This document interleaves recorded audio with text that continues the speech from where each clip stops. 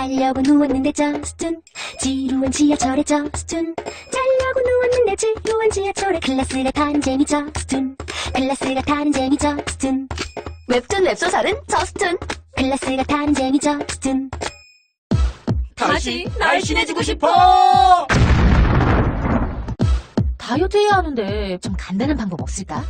1522-6648 1522-6648 혹은 비타샵을 검색해주세요. 엄마! 가글 했는데 입에서 뭐가 나왔어! 그거 올리덴탈 체크가글이라 그런겨. 지금 쓰고 있는 가글 사용 후 확인해 보셨나요? 무색소, 무알콜, 무계면 활성제의 올리덴탈 체크가글은 쉽게 나온 입안의 이물질을 눈으로 확인할 수 있습니다. 딴지마켓에서 판매 중입니다.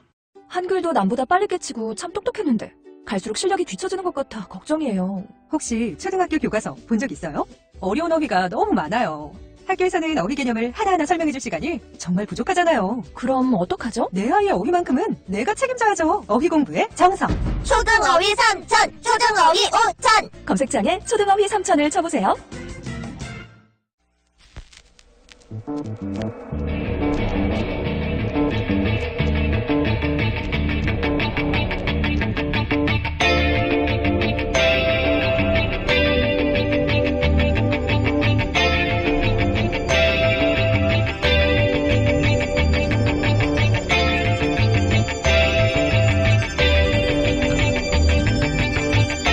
안녕하세요. 김호준입니다.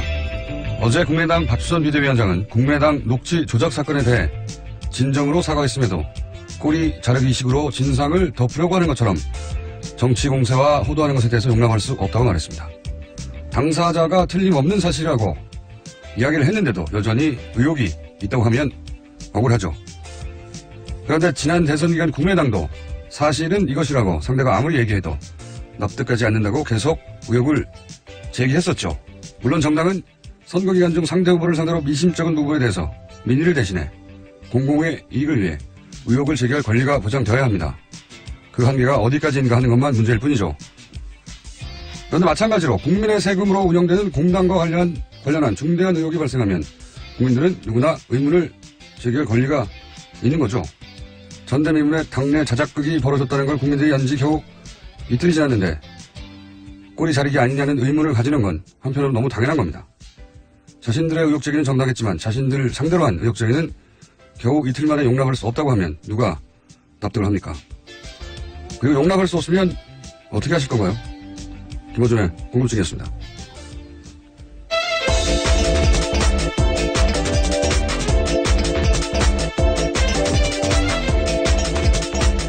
시사인의 김은지입니다. 네. 요즘 국민의당이 곤욕을 크게 치르고 있긴 합니다. 예. 스스로 검증하지 않은 정보를 내보냈기 때문이죠. 그러다 보니까 이제 지도부에서 나오는 워딩도 사실은 왔다 갔다 하는 게 있습니다. 보면 특검 이야기도 나왔다가 다시 들어가기도 하고. 근데 특검 얘기가 나와서 얘기인데 뉴스 전하기 전에 갑자기 생각나서 하는 말인데 이 특검 얘기를 하면서 답답한 저는 물타기다 하는 소리를 들을 수밖에 없는 게 만약에 국민의당 주장대로 며칠 전까지만 하더라도 모두가 다 그 녹취록이 진짜라고 증인이 존재한다고 믿었고 그리고 특검을 주장할 만큼 명백하다고 생각하고 있었다. 실제로. 그러면은 이유미 씨가 제보자 이메일이라고 했던 메일이 있었어요. 그 메일로 확인을 해보면 되는 거잖아요. 50일이나 지났는데. 그러니까 왜 지금까지 그 당사자라는 사람에게 당에서는 이메일을 한 번 안 보냈냐. 이걸 되물을 수밖에 없는 겁니다. 예. 그게 뭐가 어렵다고. 대선 직전에 어렵지만 50일이 지났잖아요. 특검을 한다고 생각하는 당이었으면 당사자가 실제한지는 최소한 한 번은 확인했어야 되는 거죠. 네, 또 거기다 고소고발이 계속 있었기 때문에요. 수사가 진행 중인 사안이었습니다. 확인할 수 있는 시간 충분했습니다. 그러니까 그동안 당사자한테 이메일 한 번 안 보냈는데 갑자기 특검을 하자고 하면 당연히 물타기라고 생각하죠. 예. 그리고 문재용 씨에도 제가 다시 한 번 확인했는데 그 이메일의 주인이라는 김모 씨. 성까지 나왔어요, 김모 씨. 김모 씨는 본인과는 대학학원을 같이 입학했던 사람 중에 김 씨가 없었기 때문에 모르는 사람이고 당연히. 예. 그리고 그 제보자가 실존 인물이냐 아니냐 본인은 모른다고. 여기에 대해서 나중에 뭐 언론 보도 나오긴 했습니다만. 예, 오늘 아침 동아일보에서 보도가 나왔습니다. 그 당사자로 찍힌 김모 씨가 문준용 씨 모른다라고 이야기했습니다. 모르는 사이라고. 예. 그리고 국민의당이 이 사람이 실제 하는지를 알아보려고 하는 이메일을 보내지도 않았지만 같이 입학한 사람이 6명밖에 없었기 때문에 동료인지 아닌지 확인하기는 그렇게 어려운 일이 아니에요. 김 씨가 있냐? 없으니까. 네, 실제로 오늘 아침 나온 보도 보면요. 두 사람은 학번도 다르고 졸업학년도 6년 차이 난다고 합니다. 일면식도 없고 서로 모르는 사이라는 거죠. 파슨스라고 하는 공통점 하나만 있는 건데 이게 50일 동안 확인이 불가능한 내용이냐 이거죠. 예. 특검을 생각했던 정도의 정당이면 그리고 그걸 기자회견까지 했고 모두가 사실을 믿었다면 당연히 조사했어야죠. 지금은 그 이후라도. 그러니까 특검 얘기가 뜬금없이 들리는 사람들이 이게 물타기 아니냐고 말할 수밖에 없는 상황인 거예요. 네, 당내에서도 비판이 나왔고요. 이게 억울하신 것 같은데 하여튼 그렇습니다. 자, 준비한 첫 번째 뉴스는 뭡니까? 네, 오늘 오전 10시 반에 이유미 씨에 대한 영장실질심사가 열립니다. 혐의는 공직선거법상 허위사실 유포이고요. 검찰은 또 이 씨의 남동생도 피해자 신분으로 조사했습니다. 여러 곳을 압수수색하기도 했습니다. 알겠습니다. 과연 진실이 밝혀질지는 여기서 이제 검찰의 실력을 믿어야 됩니다. 다음 뉴스는요? 국민의당은 이유미 씨와 이준서 전 최고위원 사이의 카카오톡을 공개했습니다. 5월 5일 카카오톡 내용을 보면요. 기자회견을 진행한 날입니다. 이날 이준서 전 최고위원은 카톡 캡처 이미지를 일베 익명으로 올리는 건 어떻겠냐고 제안을 하기도 하고요. 또 기사가 나오면 고시생 카페 같은 데서 링크를 보내야 된다라는 이야기도 합니다. 이제 이런 사안들, 이런 사안뿐만 아니라 사실 요즘은 이제 수사를 하게 되면 당연히 카톡부터 압수수색을 하게 되는데 저는 특히 이런 사안은 카톡을 절대적으로 신뢰할 수는 없다 이렇게 봅니다. 왜냐하면은 조작한지 알았잖아요. 적어도 이유미 씨는. 그리고 이준서 씨는 이제 몰랐다고 주장하고 이유미 씨는 지식에 의한 거라고 주장하고 이제 대립하고 있으니까 둘 다 아는지 한 사람 아는지 모르겠어요. 근데 적어도 한 사람 알았잖아요. 그러면 카톡 역시 얼마든지 나중에 상황을 염두에 두고 이야기할 수 있는 거거든요. 지금 5월 5일 이후에 카톡도 일부 공개가 됐지 않습니까? 거기 보면은 애매모호한 말들이 좀 있어요. 사실대로 얘기하자. 상대방은 무슨 말이냐. 아무것도 모르는 듯한 문자도 남기고. 그러니까 두 사람이 각자 자신에게 유리한 말들을 남겨둘 수가 있는 거죠. 어차피 그 기자회견 직후에 고소고발이 이루어졌고. 그러니까 네, 그렇죠. 예, 당연히 자신의 카톡이 공개될 날이 있을 수 있다고 생각하고 그럴 경우에 가장 먼저 카톡을 털어가는 거는 누구나 다 알고 있고 일반인들도. 그러니까 그런 상황을 머릿속에 상정하고 카톡을 예를 들어서 유미 씨는 자신이 실행을 했지만 당신도 이거 전말은 알고 있지 않냐는 뉘앙스의 말을 남길 수도 있고 실제 그런 말들이 남겨있죠. 사실대로 얘기하자고. 그리고 이준서 씨는 거기에 대해서 무슨 얘기냐라고 알고 있지만 모른 척하는 카톡을 남길 수도 있는 거예요. 그러니까 카톡만을 전적으로 신뢰하기 어려운 부분이 있다. 예, 그런 일이 있은 직후부터 고소고발이 바로 이루어졌기 때문에 그런 점이 좀 있습니다. 제가 보기엔 일반적으로 고소고발 혹은 사건이 되는 건 한참 후잖아요. 근데 이게 오늘 바로 직후거든요. 네, 더불어민주당에서 사실 아니라고 바로 반박했었거든요. 게다가 국민의당도요 맞고소했었습니다. 그러니까요. 그런 고소고발이 있는 상황에서 이미 대화가 이루어지기 때문에 나중에 이것이 틀림없이 증거로 채택이 될 거나 최소한 조사의 대상이 될 거라는 거는 알고 있는 상황에서 했기 때문에 다른 카톡하고 다른 경우라는 거죠, 이게. 예. 그 점을 감안해야 될 것 같아요. 자, 다음 뉴스는요? 네, 이용주 의원이 어제 국회에서 기자회견을 열었습니다. 여기서요. 제보자 신원 보호하기 위해서 이유미 씨가 선의로 조작을 감행했을 수 있다는 취지의 이야기들을 했습니다. 또 눈에 띄는 말들이 있었는데 이유미 씨가 언급한 내용이 혼자서 다 알기에는 방대한 내용이고 시민사회 수석 등 여러 일을 자기가 직접 전하거나 문준용 씨에 관해서 안 것을 혼자 다 알아내기에 많은 양이 아니냐라는 취지의 말도 했습니다. 제가 어제 의문 제기한 내용이네요. 네, 혼자서 그걸 소스를 제공한 사람이 있을 것이다. 저는 지금도 그렇게 생각하고 단독이냐 혹은 지시를 받았냐 하는 것도 굉장히 중요한데 이 소스가 어디서 왔냐도 굉장히 중요한 대목이라고 저는 생각하는데 그러니까 이제 아마도 이용주 의원은 시민사회 수석 이런 내용들을 그 녹취록에 짧게 지나간 내용들을 어떻게 혼자 다 알았을까 하는 의문이 본인도 들었어야 하는 게 정상이라고 저는 생각하거든요. 그러다가 실제 하는 인물인데 그 인물이 안 나서니까 내용은 맞지만 그 내용을 기반으로 한 연기를 했을 뿐이 아닐까. 네, 제보자를 보호하기 위한 취지였다라는 식으로 해석하고 있는 거죠. 하지만 그 김 씨가 결국은 전혀 모르는 사람이고 그런 얘기를 한 적도 없다고 했기 때문에 이용주 의원의 이런 추정도 사실은 하루도 안 돼서 근거가 없는 것이 된 것이고요. 계속 여기서 다시 한번 강조할 것은 이유미 씨가 혼자 알 수 있는 내용이 아니라는 겁니다. 예를 들어서 아주 단순한 토플 학원 얘기도 토플 학원을 다니는지 어떻게 알았냐라고 하면 유학 갈 거니까 당연히 가지 않았겠어? 이렇게 생각할 수도 있어요. 일반적으로는. 근데 영어를 잘할 수도 있지 않습니까? 본인이 그거 압니까? 모르는 일이에요. 정말로 백지 상태에서 상상하자면 그리고 이런 내용은 바로 모든 기자들에 의해서 크로스체크가 된단 말이죠. 그러니까 자신이 아무 근거 없는 얘기를 하면 그것이 예를 들어 토플하고는 안 다녔다는데 무슨 얘기예요? 아는 사람 맞아요? 하고 되묻게 되는 상황에 바로 직면할 수가 있기 때문에 아무 근거 없이 말을 할 수가 없어요. 학원 하나 다녔다는 것도 그냥 그런 상상을 당연히 했겠거니 유학 갔으니 토플하고 다닌 거 아니야? 라고 그렇게 상상을 혼자 했겠거니 그렇게만 그건 이제 일반적인 생각이고 정말 당사자가 되어서 연기를 할 때 생각을 해보시면 윤동주 씨가 영어를 잘할 수도 있잖아요. 뭐 잘 가능성이 크겠죠. 유학을 준비. 그건 모르죠. 저도 그건 모르는 겁니다. 영어를 잘해서 토플 학원을 안 다녔을지 혹은 아주 몇 년간 다녔을지 아무도 모르는 거예요. 진짜로. 간단한 정보지만 실제 그걸 가지고 문제 제기를 상대방에 하려고 하면. 근데 그런 내용들이 자잘하게 다 깔려 있잖아요. 네. 그래서 이거 어떻게 알았냐고 생각하다가 여기까지 온 건데 하여튼 누가 이걸 알려줬는지는 저는 대단히 중요한 대목이라고 봅니다. 저는 여기에 주목하는 부분이 있습니다. 자, 왜냐면 이건 만약에 이런 걸 줘서는 안 되는 사람이 줬다면 그 자체로 대선 기간에 그 정치에 개입한 거잖아요. 그게 개인이든 기업이든 혹은 기관이든 간에. 이것도 저는 수사 대목이라고 봅니다. 자, 다음 뉴스는요. 네, 안철수 전 국민의당 대표는 계속해서 침묵하고 있습니다. 박주선 비상대책위원장은 당의 조직적 개입이 확인되면 당을 해체해야 한다고 말했습니다. 뭐 결혼의 의지를 말하는 거죠. 예. 근데 본인이 안 해도 민심에 의해서 해체될 정도에서 아니라 어쨌든 당에서 굉장히 심각하게 생각한다는 이야기인 것 같고요. 자, 다음 뉴스는요. 어제 이영선 전 청와대 경호관에 대한 선고 있었습니다. 징역 1년에 법정 구속됐습니다. 재판부는 박근혜 전 대통령에게 의상대금 받아서 최순실 씨에게 전달했다고 허위 증언한 이영선 전 경호관의 혐의에 대해서 인정했습니다. 또 이 전 경호관이 박근혜 전 대통령과 최순실 씨 등에게 대포폰 지급한 사실도 인정했습니다. 뿐만 아니라 의료법 위반 방조 혐의도요 유죄로 인정했습니다.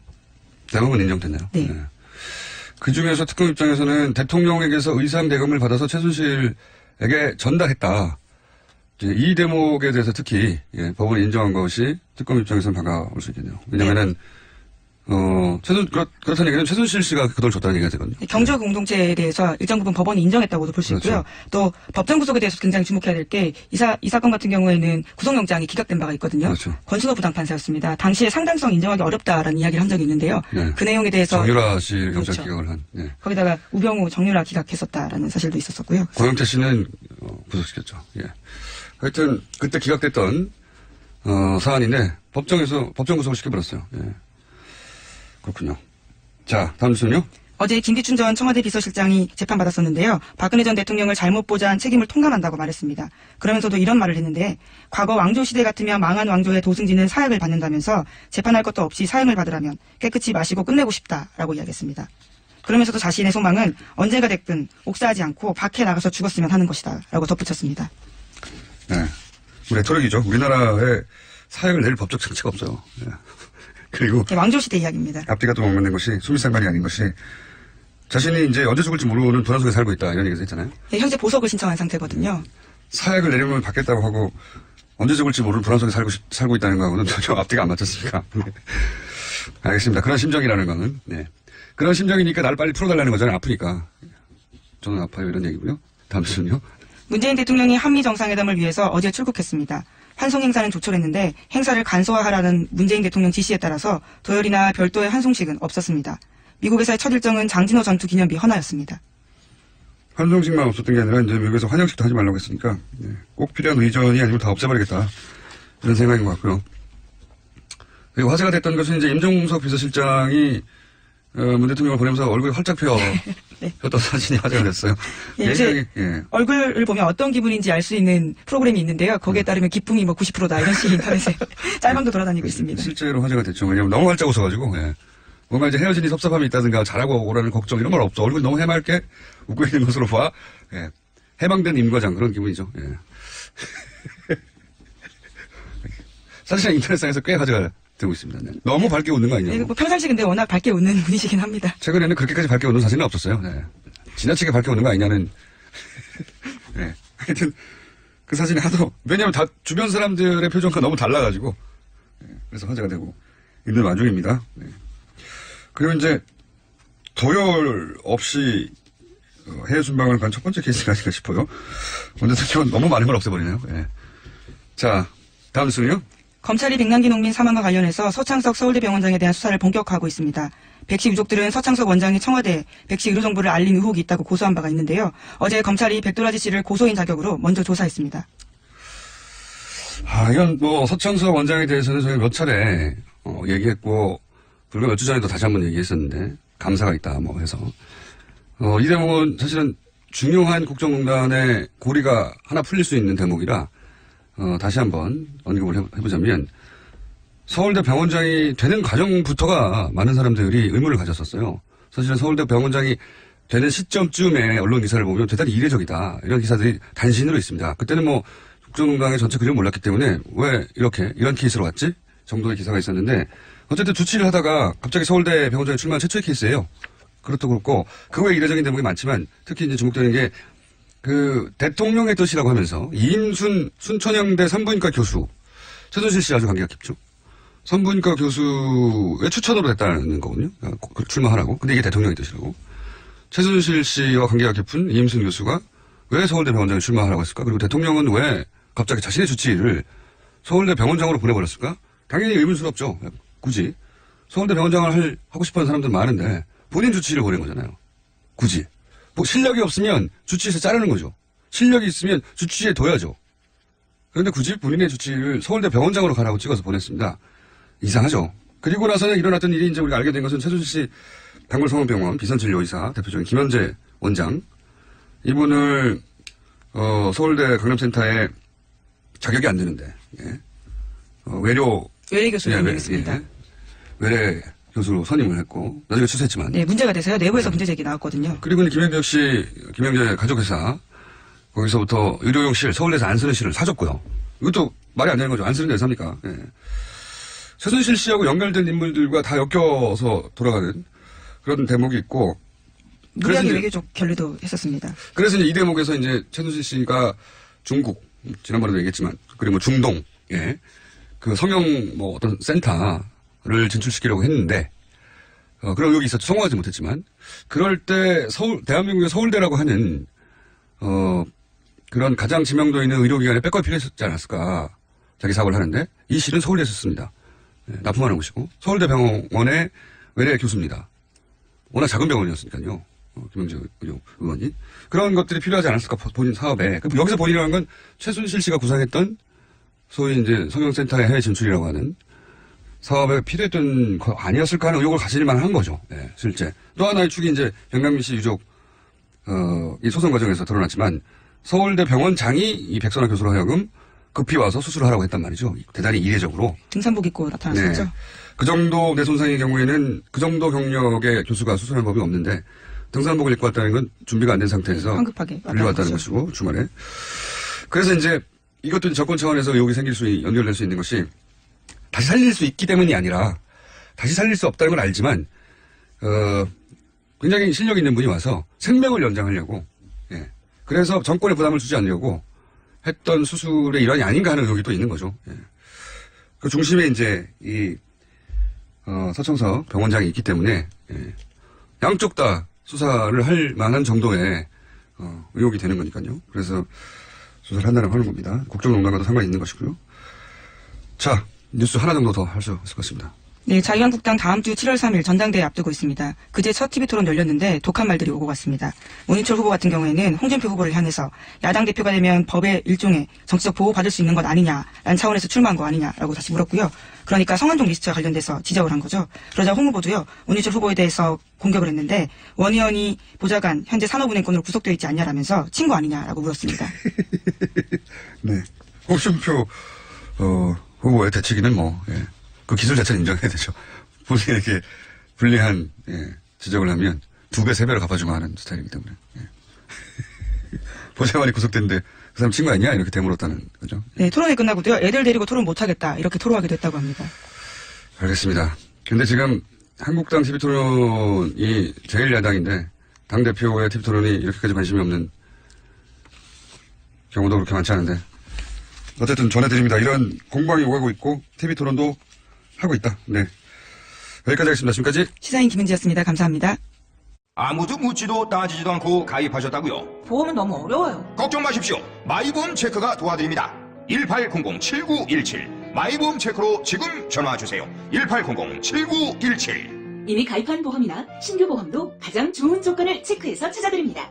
인터넷 한글 주소 마이보험.com 또는 카카오톡에서 아이디 검색 마이보험을 친구 추가하여 상담하실 수 있습니다. 모닝똥? 자긴 사치였죠. 내가 토끼인지 토끼똥이 나인지. 내가 변을 본 것인지 변을 당한 것인지 나는 바나나이고 싶다. 간혹 구렁이이고도 싶다.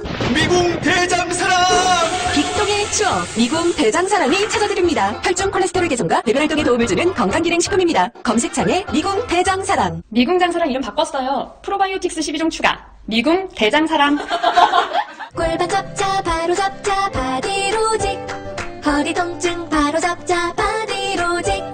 몸매 교정 바로 잡자 바디로직. 자세가 좋아지는 골반 교정 타이즈 바디로직 검색창에 골반 교정 바디로직. 삐딱한 남성 골반 허리에도 역시 바디로직입니다. 바디로직의 효과를 못 느끼셨다면 100% 환불해드립니다. 자세한 환불 조건은 홈페이지를 참조하세요.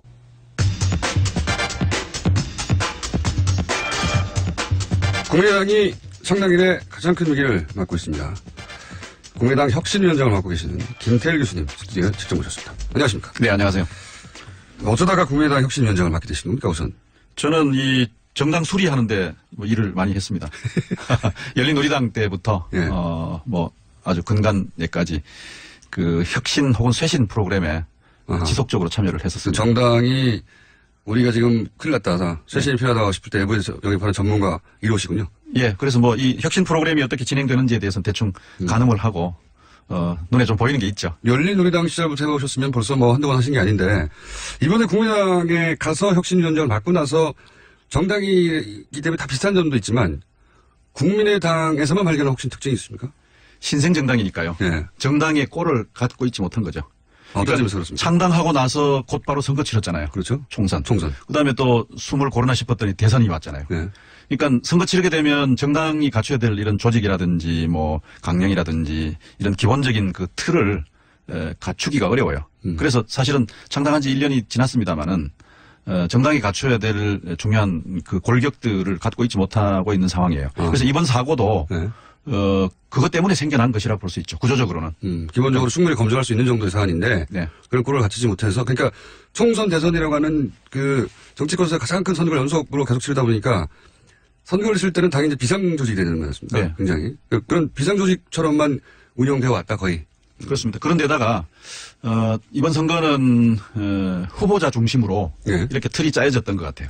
그것도 굉장히 중요한 이제 취약점이었죠. 그건 왜 그렇습니까? 그건 뭐 정답이 있는 건 아니죠. 정당 중심으로 치러질 수도 있고 또 후보 중심으로 할 수 있어요.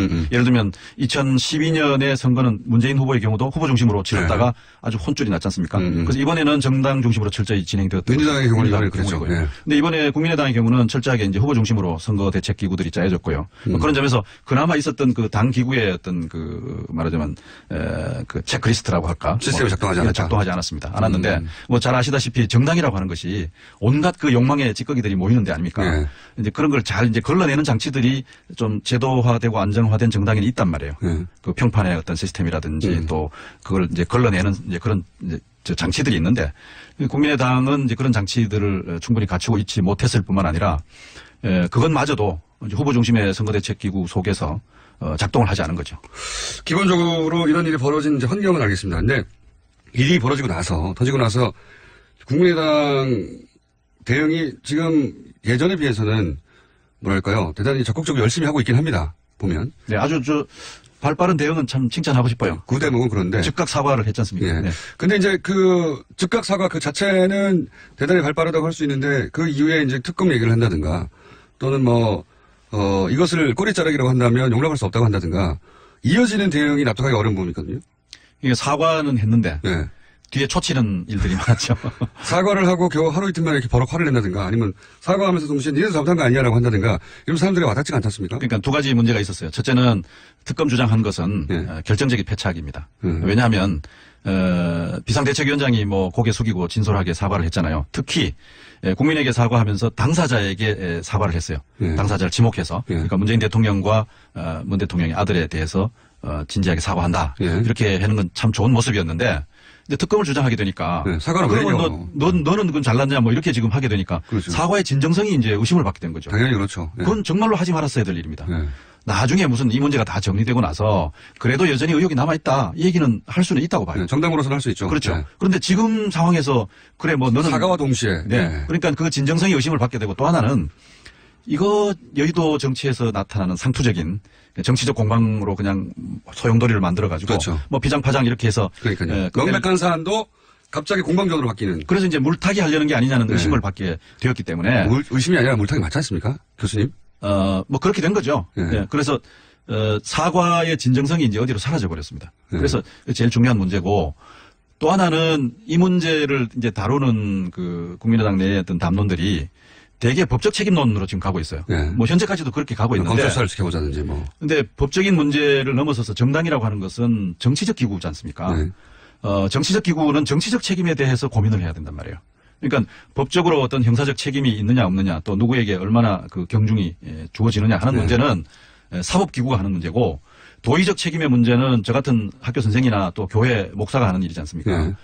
근데 정당은 정치적 기구이기 때문에 법적 책임이나 도의적 책임을 넘어서서 정치적 책임 문제에 대해서 고민을 해야 되는데 그런 문제에 대해서 굉장히 좀 소극적인 것 같아요. 그래서 뭐 꼬리 자르는 거 하는 거 아니냐 뭐 이런 의심도 거기서 오는 거죠. 그러니까 예를 들면 도대체 그 조작에 누가 가담했느냐라든지 또 뭐 누가 사전에 그 조작을 알았느냐 그 범위가 뭐라냐 하는 것은 사실 국민들 입장에서 보면 그리 중요하지 않아요. 그 사법부가 판단할 것이고. 네, 국민들의 입장에 중요한 것은 그 조작된 증거를 선거운동 과정에 썼지 않습니까? 30번 이상. 그러니까 썼으면은 그거는 국민의당의 책임이에요. 전체 책임이에요.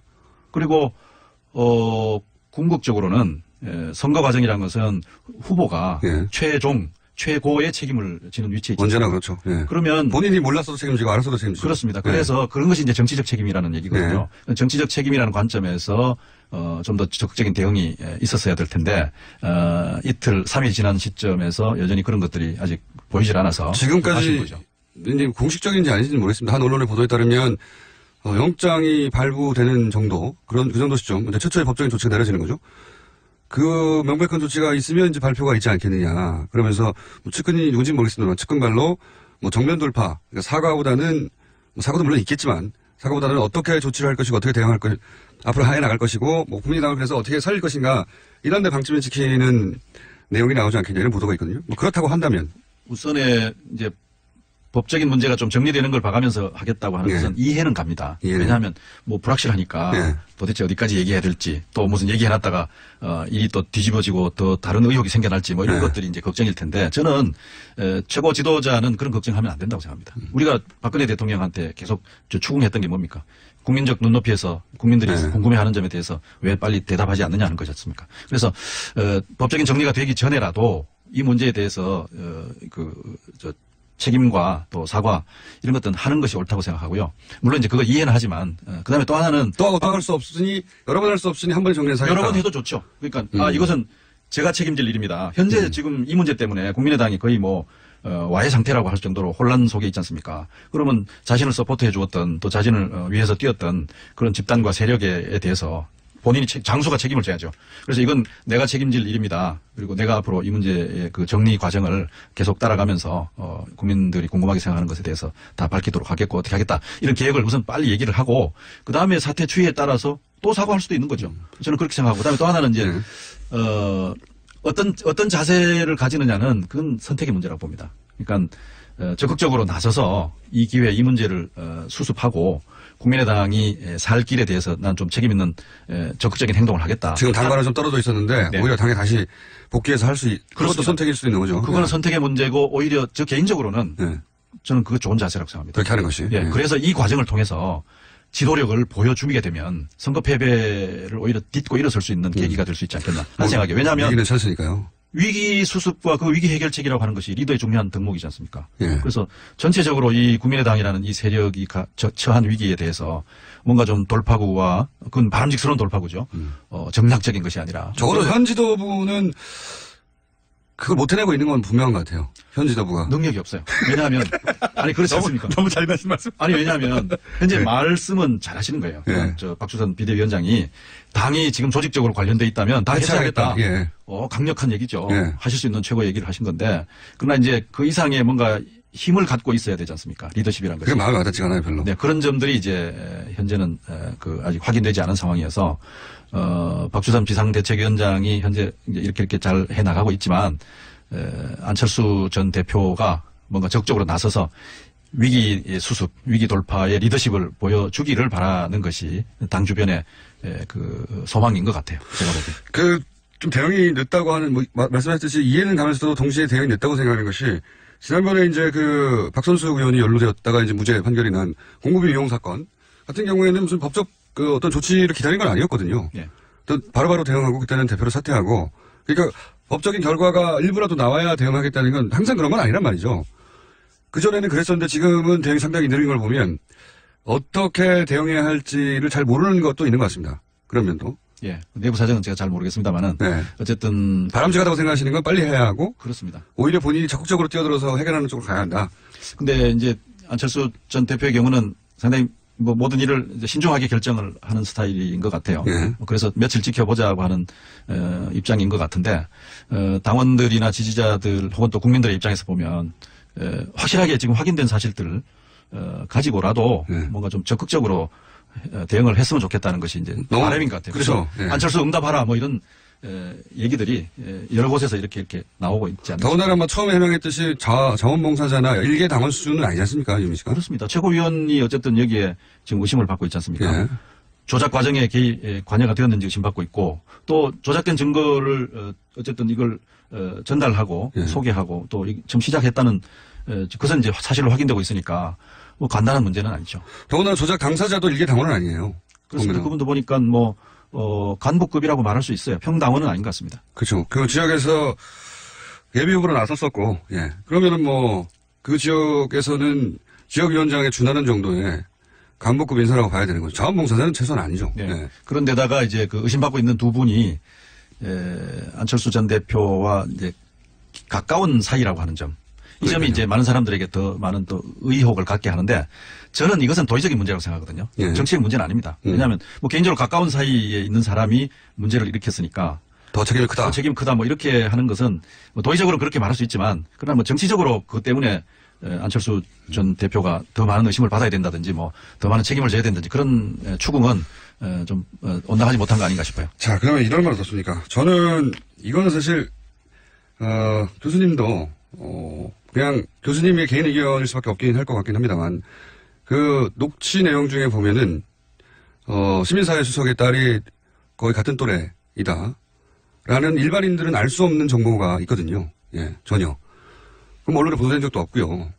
이런 정보들을 이현미 씨가 단지 상상으로 만들어낼 수는 없는 정보 아닙니까? 이런 의구심은 혹시 없습니까? 이게 누군가 뭐 배후에 있는 게 아니냐, 네. 또 뭐 이런 선수가. 부분에 기술자들이 네. 뭐 네. 개입을 한 게 아니냐 이렇게 생각할 수도 있어요. 사실은 뭐 그런 의혹은 있을 수 있다고 봅니다. 네. 그러나 또 한편으로 보면요, 네.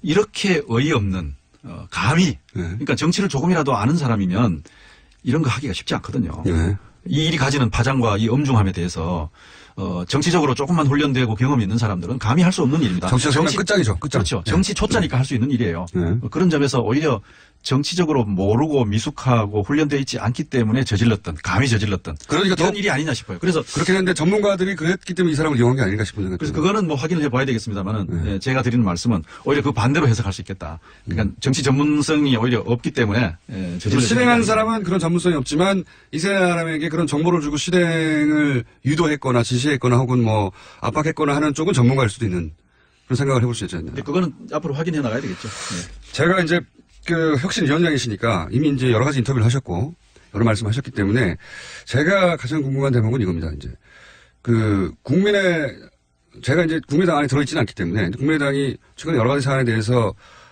대응하는 뭐 추경에 대해서 대응하거나 인사청문회에서 대응하거나 또는 이제 뭐 자유한국당과 보조 일정 정도 맞춘다든가 그런 선택들을 해오는 걸 보다 보면 그리고 그 선택들이 보는 그 국민의당의 지지를 지속적으로 떨어뜨리고 있는 걸 보다 보면 국민의당이 과연 지금 민의를 제대로 읽고 있나 그런 민심을 포착하고 해석하는 그 당내 메커니즘이 잘 돌아가고 있나 상당히 동떨어진 거 아닌가 이런 생각을 계속 하게 되거든요. 맞습니다.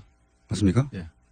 제가 그 국회의원 지역위원장 뭐 연소회에서 얘기할 수 있는 기회가 있었는데 방금 말씀하신 것이 이제 국민의당이 직면하고 있는 가장 중요한 문제예요. 첫 번째 문제이고 가장 중요한 문제인데 뭐냐면 우리는 누구인가라고 하는 그 정체성 또 그 정치권에서는 뭐 포지셔닝이라고 얘기하셨습니까? 자기를 어디에 위치하고 있는가라고 하는 데 대한 정의 이게 지금 없는 거예요. 그러니까 어떤 일이 생기느냐 하면 왼쪽에 진보 정당이 있고 오른쪽에 이제 보수 정당이 있지 않습니까? 그러면 진보 정당 쪽으로 조금 위치를 만들면 무슨 얘기 들어요? 이중대 얘기 듣잖아요. 그럼 오른쪽으로 조금 포지셔닝을 하면 적폐 세력의 옹호자라는 얘기 듣지 않습니까? 그러면 정확히 가운데를 계산해가지고 정확히 가운데에 위치를 지으면 이런 문제가 없어질 거냐? 그럼 정확히 가운데에 위치 지으면 뭐라는 얘기 듣겠습니까? 기회주의자라는 얘기 듣지 않습니까? 그러니까 이중대라는 얘기, 적폐 세력의 옹호자라는 얘기, 이것저것 아니면 또 기회주의자라는 얘기를 듣게 돼 있어요. 그래서 적어도 이 두 세력의 평면 연장선상에서 뭔 위치를 만들면 위치를 만들 데가 없는 거예요. 그래서 제가 얘기는 두 변을 밑변으로 한 삼각형의 다른 꼭지점을 하나 만들어라.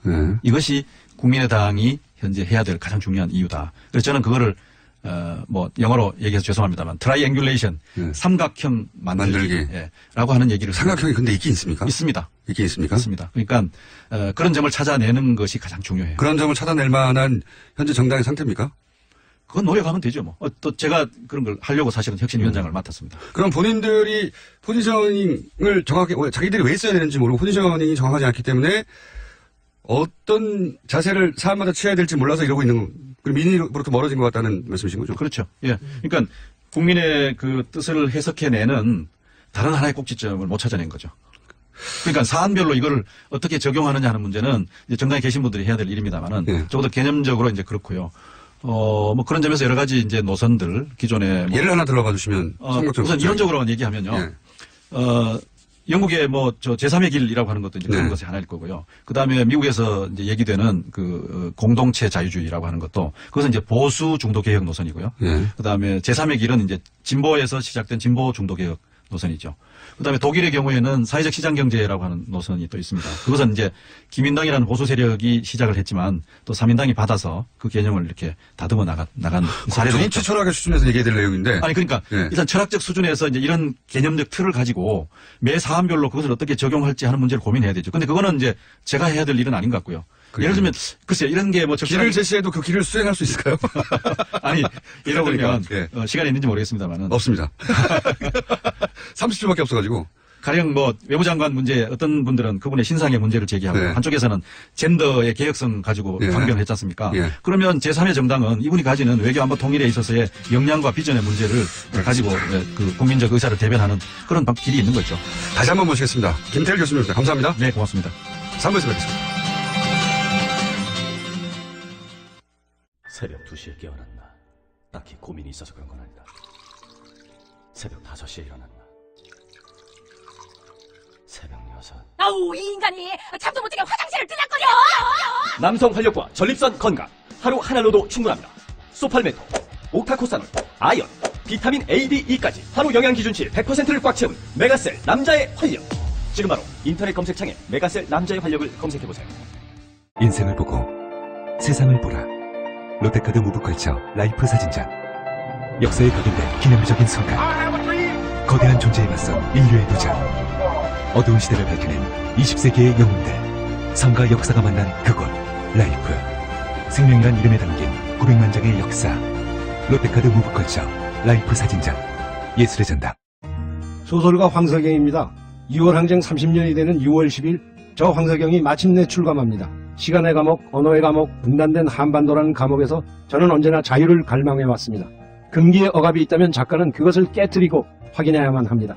역사를 바꿔낸 위대한 시민들께 제 이야기를 바칩니다. 황석영 자전 수인 문학동네.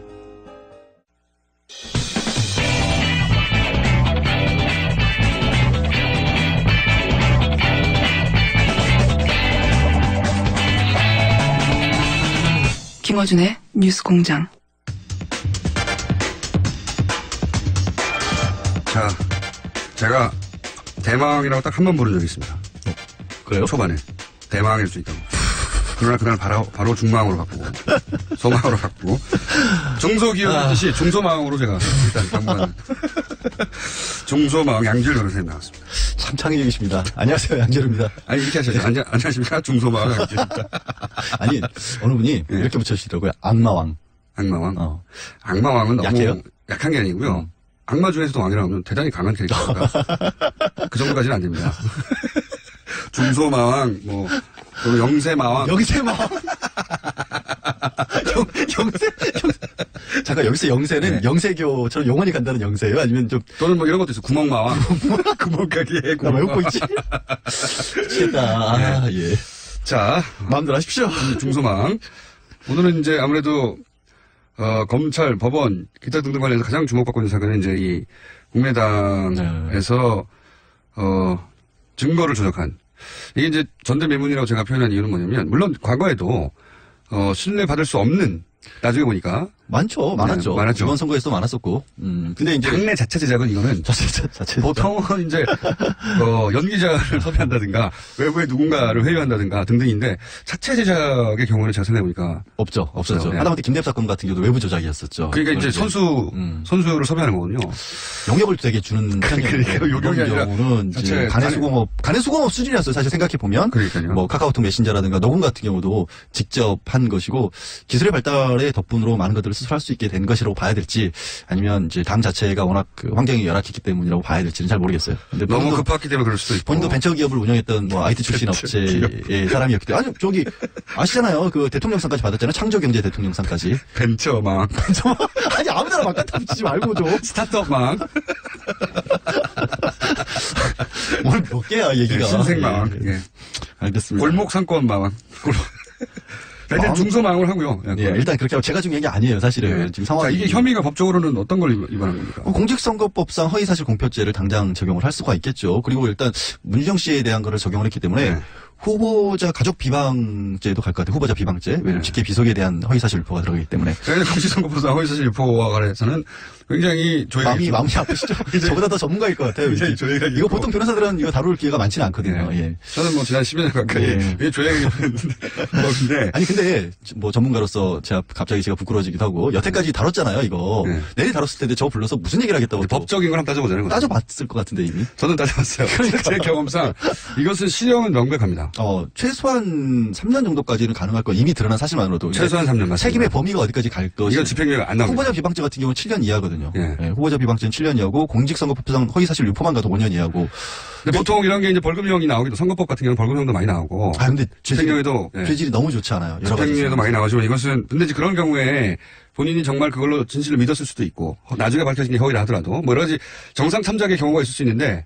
아니 왜 그러냐면 아까 얘기를 했던 정말 어이없게도 얘기했던 게 뭐 간의 수고범이나 자체 제작이나 이런 얘기를 했던 이유가 보통은 밖에서 들어온 얘기, 찌라시로 어디 떠도는 얘기 이런 것들을 그냥 정말 사실인 것처럼 우리로서는 어쩔 수밖에 없었다. 믿을 수밖에 없는 정황이 있었다. 라는 식으로 핑계를 대가면서 얘기를 했다가 법정에 서게 되는 경우에 그때 이제 그런 사정을 참작을 해서 집행유예나 벌금형으로 끝나는데 이건 아니잖아요. 명백한 허위임을 알면서도 심한 고의죠. 고의로 따지면.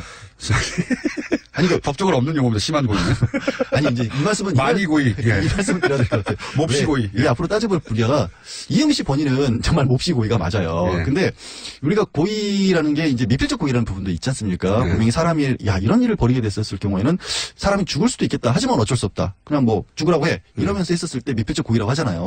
그리고 혹시라도, 설마 그럴 리가 없어 라고 생각을 했는데 그게 사고로 이어졌을 때는 과실 수준인 거고. 그래서 형사처벌을 가게 될 경우에는 이게 혹시 가짜일 수도 있겠지만 지금 상황에서는 어쩔 수 없다는 생각을 가지고 안 그러면 내 생명이 위험해. 그렇죠. 그런 정도가 되면 정말로 정사 참작을 합니다. 그 조작을 적극적으로 하지 않았더라도 여전히 형사처벌 받을 가능성이 있는데 이영미 씨 이외에 나머지 사람들에 대해서 관련된 사람들도 지금 보면 미필적 고의는 있었던 게 아니냐는 수준까지 지금 올라가고 있거든요. 여러 가지 정황상. 왜냐하면 이영미 씨가 본인이 만들어낸 다음에 어제 일부 언론에서 이미 이제 그 이용주 당시 공명선거 추진 단장이 이유미 씨와 이준서 최고위원과 주고받은 카카오톡 내용들을 공개를 했어요. 그 공개한 내용에 봐도 언론에 공표하고 난 다음부터 바로 이유미 씨가 이제 더 이상 이거 가지고 떠들면 안 되는 게 아니냐. 그만했으면 좋겠다는 그 사실대로 말해야 되는 거 아니냐. 이런 그런 얘기가 나온단 말이에요. 그러면 뭔가 알았거나 아니면 최소한 이게 문제가 있다는 걸 알면서도 국민의당에서 지속적으로 이 부분을 유지를 했단 말이에요. 적어도 이준서 저는 물론 오프닝에서도 얘기했는데 오늘 브리핑할 때 다른 사건하고는 다르게 보통은 카톡의 신뢰성을 많이 주는데 둘만의 대화니까. 그런데 이번에는 그런 일은 직후에 바로 고소고발이 있었기 때문에 자신들의 카톡이 나중에 법정의 증거물로 채택될 수도 있다는 사실을 안 상태에서 카톡을 했단 말이죠. 그렇죠. 그렇기 때문에 그 카톡도 전적으로 신뢰할 수는 없다. 아니 그런 전적으로 신뢰할 수 없는데도 그 내용에서도 그런 정도가 나온다라면 그리고 이제 특히 고소고발 이후에 지금의 상황에서 어떤 메시지, 그러니까 검찰이 수사가 들어간 이후에는 어떤 메시지를 주고받았는지는 아직도 공개를 안 했어요. 국민의당 측에서도. 그러면 그 상황 대비를 어떻게 했냐가 좀 궁금할 수밖에 없잖아요. 왜냐하면 이유미 씨가 언론에 보낸 메시지에서 왜 당이 나에게만 책임을 물으려 하느냐라는 식의 메시지를 보냈고 그러면 그 사실이 알려진 뒤에 국민의당 측에서 뭔가 주고받은 내용도 있을 거 아니에요. 물론 있겠죠. 그 내용은 모르고 있는 거예요. 지금 현재까지로는 어쨌든 이유미 씨와 이준서 씨가 둘 중에 한 사람은 사실대로 말하지 않고 있다. 그렇죠. 라고 보는 건데 이럴 경우에 이제 추론법이라는 게 이런 거거든요.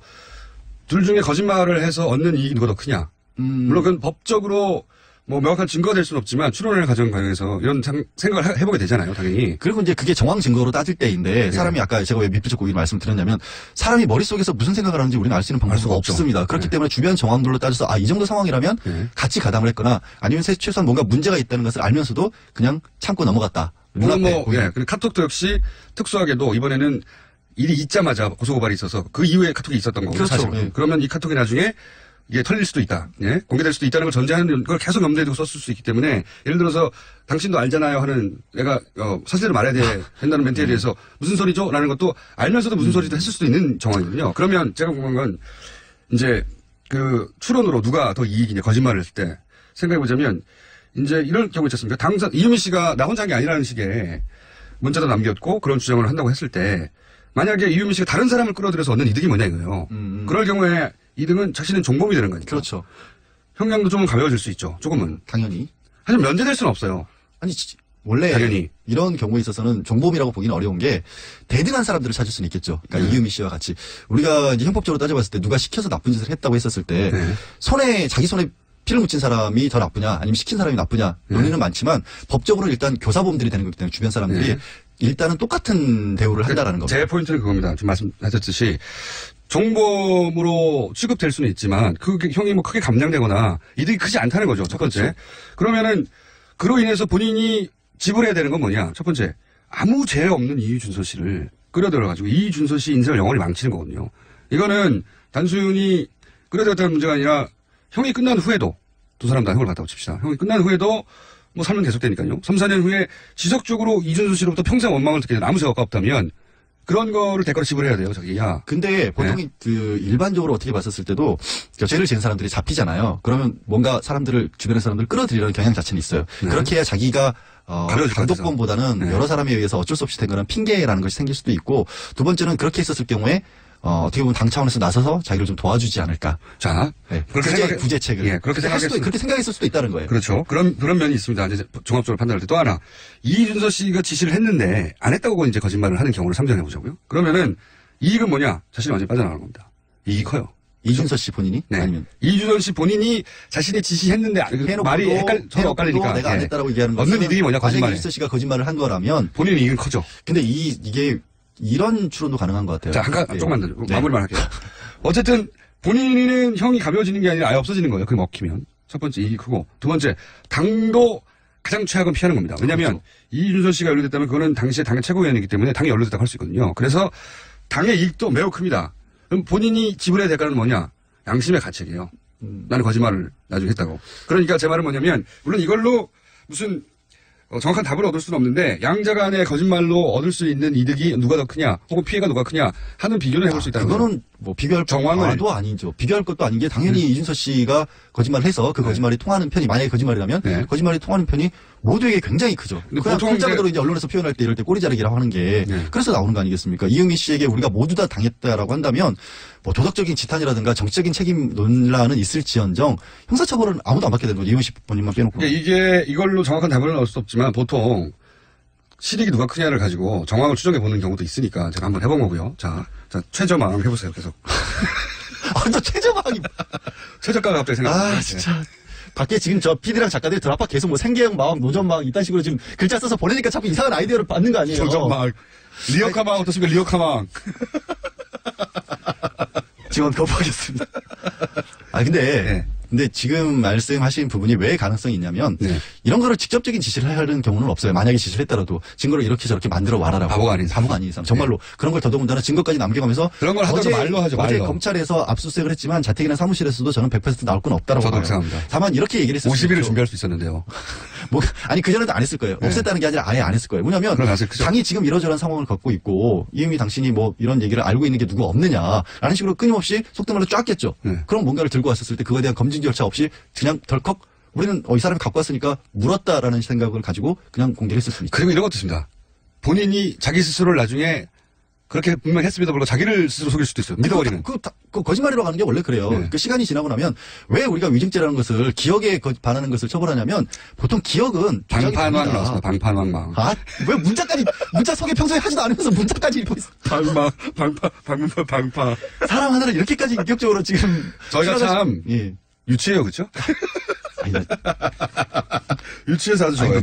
저는 사실은 이거로 오다가 이미 소개는 다 됐었고 끊임없이 다뤄지는 가운데 왜 그 누구도 국민의당에서도 문준영 씨에 대해서는 제대로 된 사과를 하는 모습을 찾았어요. 피해자한테는. 그러니까 저는 그게 제일 화가 나요. 진짜로. 왜? 다른 모든 사안은 피해자 중심으로 얘기하는데 왜 이 사안은 그렇게 얘기하는지 모르겠어요. 그러니까요. 지금 문준영, 저는 정말 화가 나더라고요. 처음에 알았을 때부터 누가 어떤 것보다 관심을 떠나서 문준영 씨 무슨 죄가 있어요. 계속 문준영 씨에게 감정이입하셨어요? 아니 아버지 잘못 만난 죄밖에 없는 거잖아요.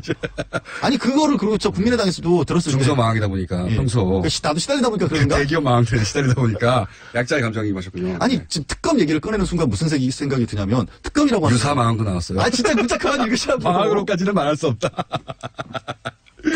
아 정말 유치해서 좋아요. 아니 그러니까 또 하나 있습니다. 그것도 동의하고요.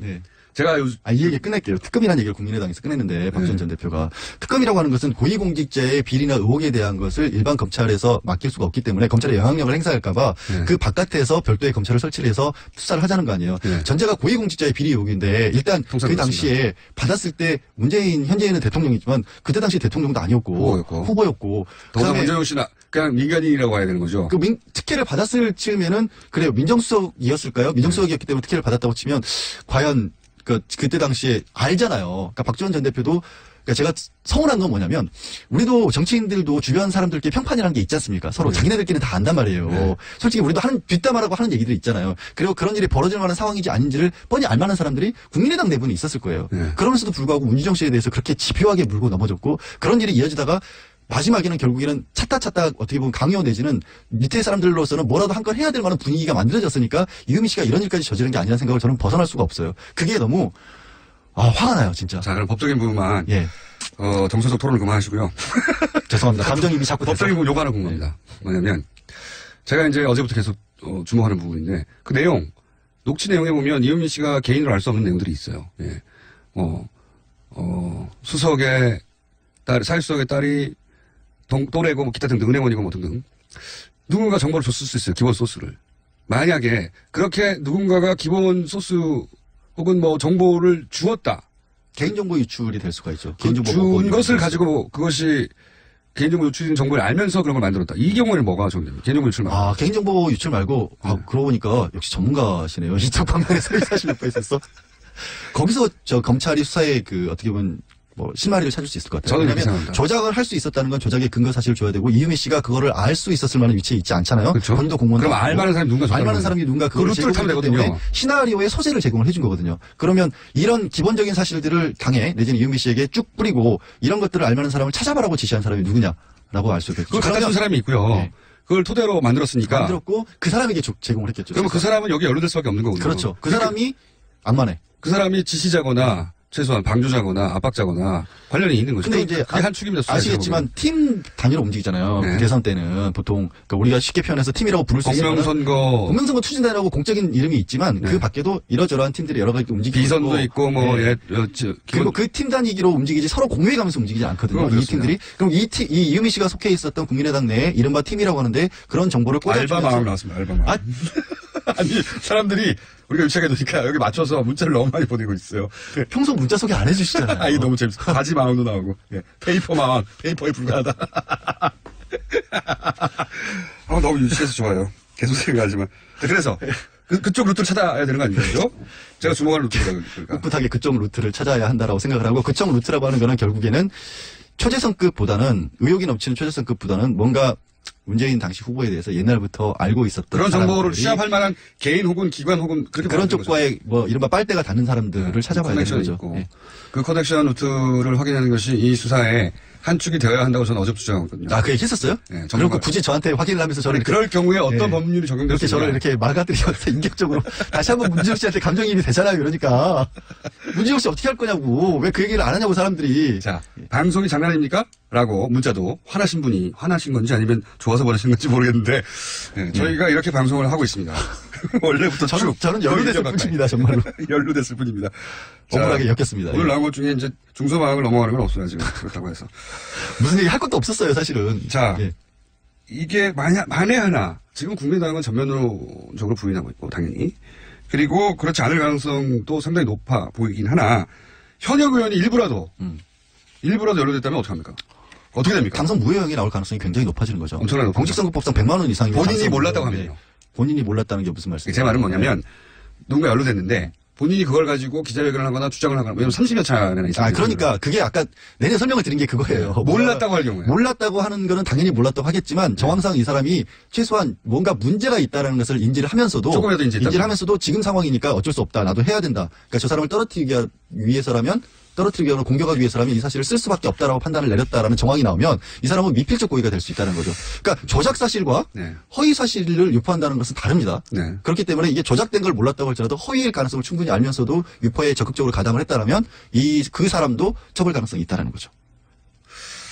그렇기 때문에 이용주 단장이 본인도 이게 3년까지 처벌받을 수 있는 건데 내가 얼마나 철저하게 검증을 했겠느냐라는 얘기를 끊임없이 언론에 하는 겁니다. 하지만 철저하게 검증했다고 할 만한 정황이 너무 없어요. 카톡도 안 들어봤다라는 거잖아요. 본인도 단장이면서도. 그러니까 본인은 지방에 있으니까 못 들어보셨다라는 그건 그 이유는 말이 안 되고요. 그렇죠. 너무 바빠서는 모르겠는데 지방은 말이 안 되고요. 카카오톡으로 받아보면 되니까. 카카오톡 어차피 그 원래 파일도 카카오톡으로 받은 거였어요. 지방은 말이 안 되고 너무 바빴다는 거는 이제 그건 이해할 수 있죠. 그건 이해할 수 있는 이유인데 지방은 말이 안 되는 것 같고 그리고 본인이 그러면 한 번도 안 들어보고 했다는 거니까. 발표 이후에 그날 처음 들어보셨다는 거죠. 그러니까 본인이 기본적으로 검찰이고 그렇기 때문에 검찰이 어디를 파고들지 아니까 거기에 최적화된 답변을 아직 지금은 하고 있다고 봐야 되겠죠. 근데 제가 봤을 출신이고. 때는 그 검찰 출신, 언론 출신들이 많이 계세요. 그 공명선거 추진단에도. 그런 분들도 일부러 안 들어본 것 같아요. 이게 들어봤으면 뭔가 의심을 할 수밖에 없어요. 짧은 건데 일부러 안 들어봤다는 것도 저는 납득이 안 갑니다. 그것도 안 들어요. 2시간 반도 아니고요. 몇 분짜리인데 그거를 굳이 일부러 끝까지 나는 안 들을 테야. 이거는 굉장히 강한 의지가 필요합니다. 저는 그거는 아니 들어보면 뭔가 이상하다는 걸 나중에 반론하기 어려워질 수도 있으니까 그렇지 않고서 어떻게 이런 일이 벌어지는지 이해가 안 간다는 측면에서 제가 말씀드린 거예요. 알겠습니다. 자, 죽음 소망. 저 보내주세요 이제. 양치열 변호사 보내주세요. 땜빵마왕이란 말도 나오고요. 얌마왕 나오네. 얌마왕. 양치열 변호사였습니다.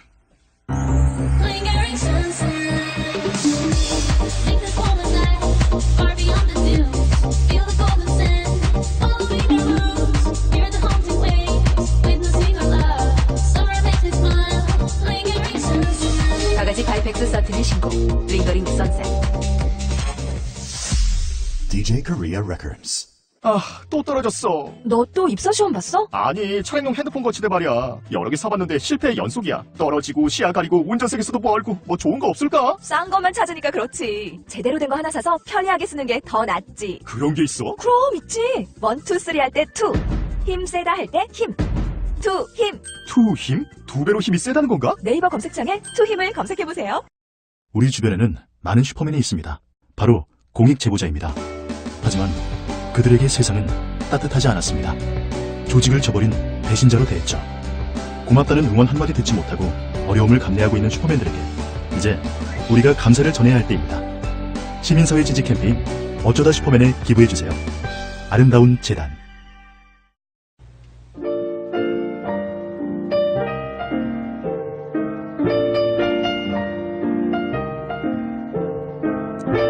자, 불친절한 에이스 누가 말리셨나 오늘 또 하나 왔습니다. 뉴질랜드 네트워크 버스 인터시티 버스 기사 마크 강입니다. 뉴질랜드 북섬 오클랜드로 출발해서 쭉 지나서 내셔널 파크까지 곳곳을 쏘다니면서 매일 뉴스 공장을 듣는데 승객들은 당연히 현지인. 현지인들이 강제로 지금 뉴스 공장을 듣고 있는 거죠. 그랬더니 뉴질랜드 사람들이 도대체 무슨 방송이냐고 궁금해하고 있어요. 뉴질랜드 주민들에게 뉴스 공장을 뭐라고 소개할까요? 한국 제1의 뉴스쇼다. 그리고 뉴질랜드 분들은 모르겠지만 손석희 사장을 능가한다. 네, 그렇게 마구 세계 최고의 뉴스 이런 식으로 소개해 주시기 바랍니다. 그리고 이제 많은 문자들이 이제 제가 좀 전에 양지열 변호사하고 유치하게 돌았는데 어마어마하게 많은 문자를 보내주세요. 하지마왕. 이제 하지마왕. 네. 그만의 임마왕. 네. 재밌었나 봅니다. 여기까지 하겠습니다.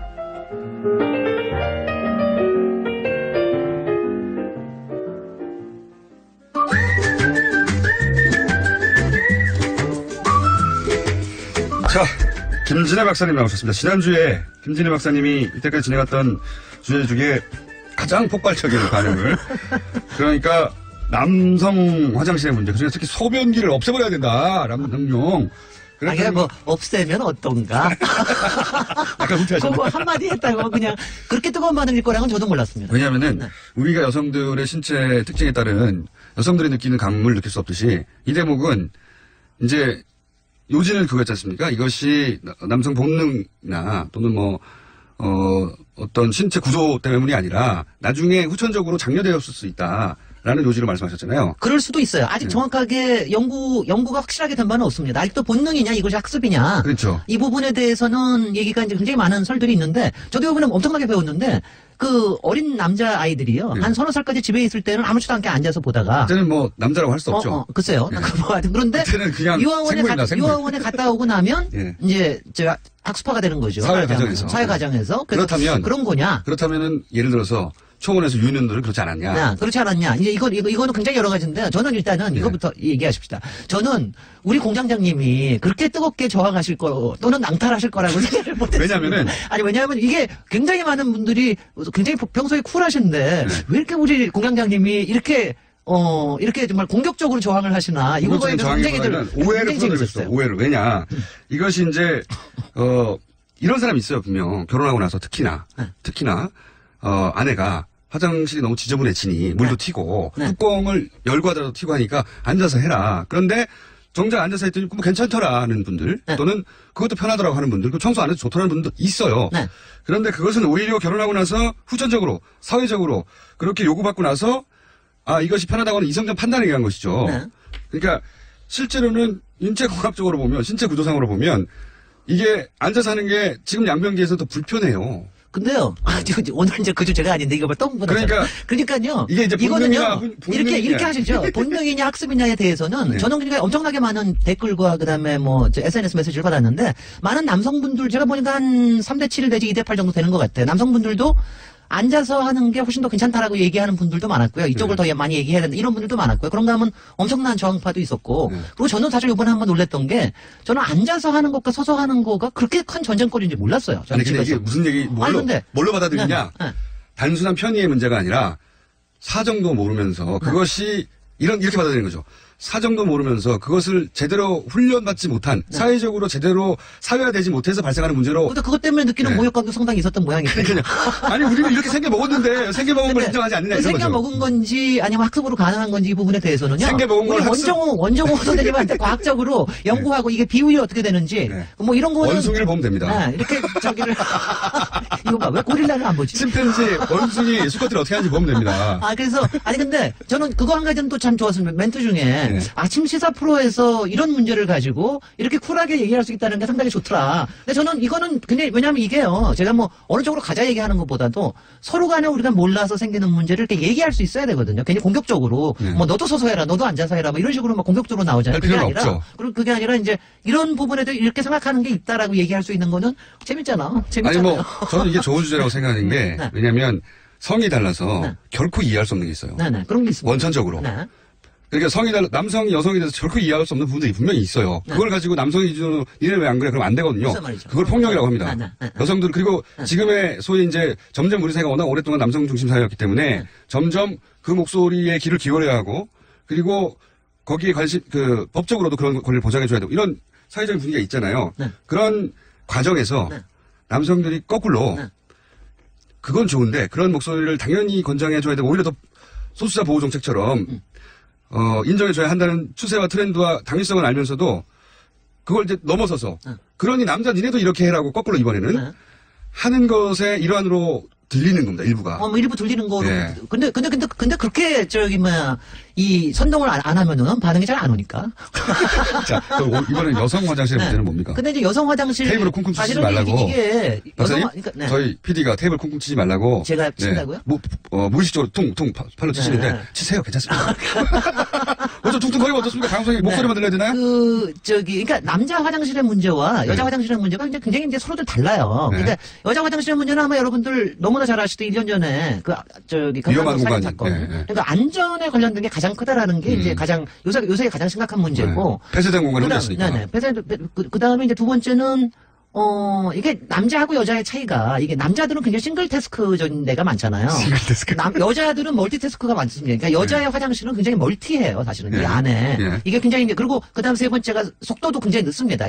남자에 비해서 한 3배쯤 시간이 남자는 걸려요. 지퍼 하나로 해결되니까요. 글쎄요. 그러니까 소대가 또 따로 있으니까. 그래서 이제 그것 때문에 오는 문제가 계속해서 있습니다. 그래서 이제 안전에 대한 문제는 이거는 또 별도로 신다 하더라도 이게 기다리는 줄이 너무 길다라고 하는 거. 그렇죠. 그리고 그 안에서 자기가 일을 보면서도 항상 여자들이 갖는 게 내가 시간을 너무 많이 쓰는 거 아니야? 그래요? 이런 거 같은 것도 있습니다. 실제? 그런 거 같은 게 실제적으로. 왜냐면 화장실의 개수가 적은데. 적은데. 그래서 이제 그동안 법적으로도 굉장히 많이들 이제 그동안 발전돼 왔어요. 예전에는 남자 여자 소변기 이제 대변기 소변기 합한 거에 뭐 한 0.5나 0.8밖에 안 됐는데 지금은 법적으로 1.2까지 확보가 되게 돼 있어요. 그런데 그거를 지금 2배까지 하기 위해서 지금 법이 지금 국회에 계류돼 있습니다. 저도 2배가 되는 게 맞는 것 같아요. 2배가 되는 게 맞는 게 속도가 3분의 1이니까. 게다가 남자는 소변기가 따로 있으니까요. 글쎄요. 아니 이거는 이제 대변기 소변기를 합한 개수에 2배를 하라는 겁니다. 그러니까 남자들이 보통 불만 없습니다 전혀.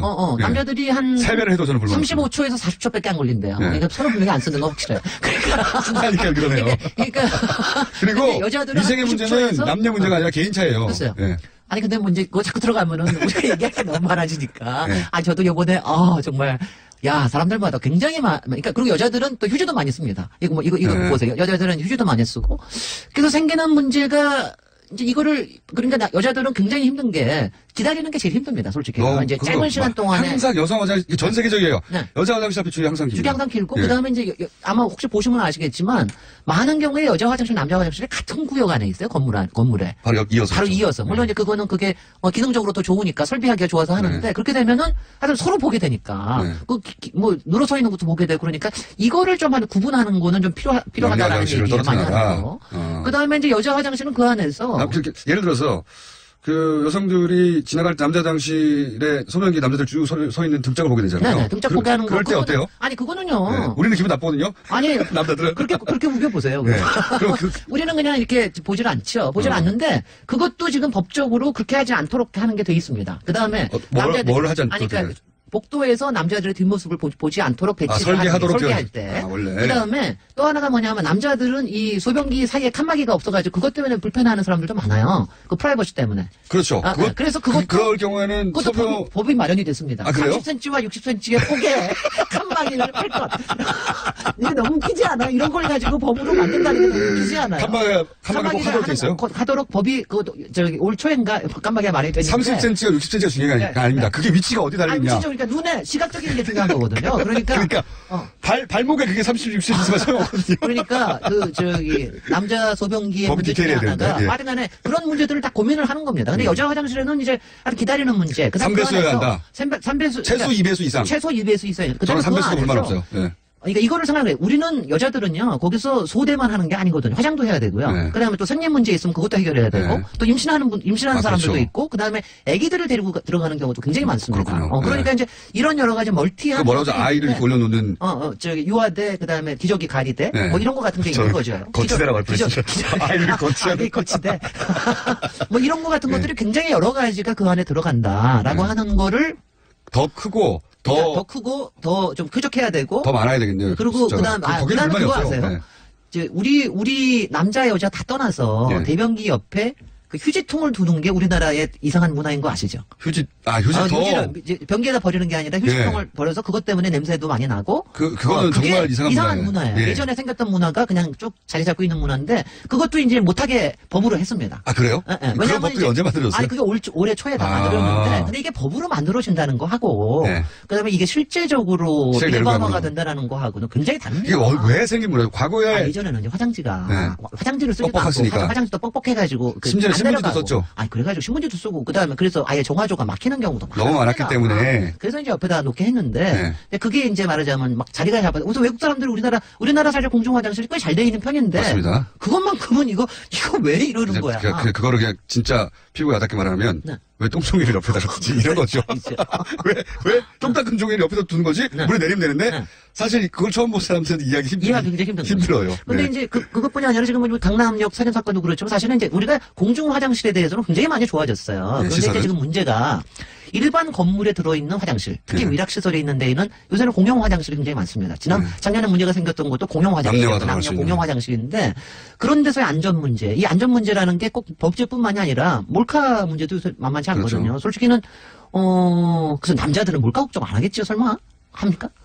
그런 생각을 해본 적 없습니다. 없죠. 네. 여자들은 몰카에 대한 걱정, 그것도 굉장히 신경을 쓴다고 그러더라고요. 그리고 실제로 뭐, 여러 가지 범죄가 생기는 게 화장실에서 생긴 일들이 꽤 많기 때문에 그 문제가 있고, 그 다음에 또 법규에 또 하나 있는 거 아세요? 우리 바로 공장장님의 애로사항을 딱 해준 게 뭐냐면은 그 왜 여자 청소부가 왜 걸레대로 밀고 들어온다는 거. 그러니까 서면 보고 있는데 한쪽 다리 들어야 되고 그런 거. 그걸 어떻게 됐냐면 법규로 요번에 바뀌어가지고 다른 성의 청소부가 청소를 할 경우에는 화장실 앞에 그거를 이렇게 안내를 하게 돼 있어요. 아무 때나 들어갈 수 있습니다. 뭐 이런 식인지는 모르겠는데 다른 이성의 청소부가 여기를 청소할 수 있습니다라는 거를 갖다가 안내판을 붙이게 돼 있습니다. 화장실 관련한 일반의 불만들이 상당히 많았는데 그게 그냥 개인 수준에서 그칠 줄 알았지만 어떤 분들은 너무 심각하게 생각해서 그렇게 법 제정을 요구하는 사람이 굉장히 많습니다. 우리가 생각하는 것보다 훨씬 많았다는 훨씬 얘기네요. 많아요. 그러니까 공중 화장실에 대해서 계속해서 법규한 것도 있고 그 다음에 여자 화장실의 개수를 늘리기 위해서 했던 것도 굉장히 많고 여자 화장실 개수를 늘려야 된다는 건 너무 공감해요. 너무 공감. 근데 그거 2배까지 될 수 있을지가 법규가 될지 모르겠는데 남자 입장에서는 왜 공감하냐면요. 같이 간 사람이 있을 수 있잖아요. 한 기다려야 돼. 남자는 끝났는데 여자는 10분, 뭐 심하면 2, 30분 막 기다리거든요. 그래서 말이죠. 그것 때문에 알게 되는 거죠. 그래서 말이죠. 이거 보통 심각하다 이거. 굉장히 심각한 문제. 급한 사람 어떡하나 뭐 이런 거. 그다음에 남자들은 좀 아이들을 좀 데리고 좀 들어가줬으면 좋겠다는 생각도 저는 많이 해요. 저는 가족 화장실도 필요한 것 같아요. 하나 가족 정도는. 화장실 글쎄 가족 화장실 아니 지금 이제 이게 예를 들어 아이가 두셋이면 손이 모자랄 수도 있잖아요. 이른바 장애인 화장실이 있는 거 아시죠? 네네. 지금은 장애인 화장실이 남녀 구분이 없습니다. 남녀 구분이 없는데 이거를 남녀 구분을 하게 법규로 지정을 하자라고 하는 움직임도 있습니다. 이게. 그리고 기왕 화장실 관련 법이 나왔으니까 공중 화장실, 그러니까 건물에 화장실을 못 쓰게 하는 경우가 되게 많거든요. 네네.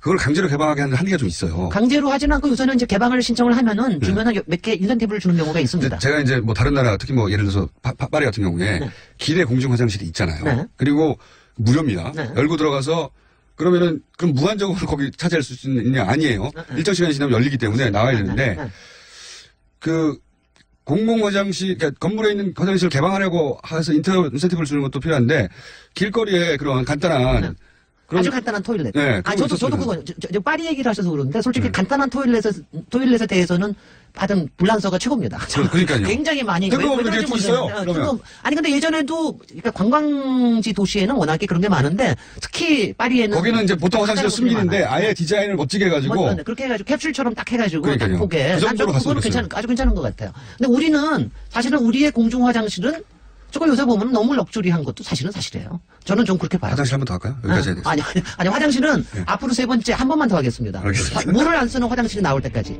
이거는 정말 진짜 건축 혁명이거든요. 김진애 박사님이었습니다. 내일 뵙겠습니다. 안녕! 안녕!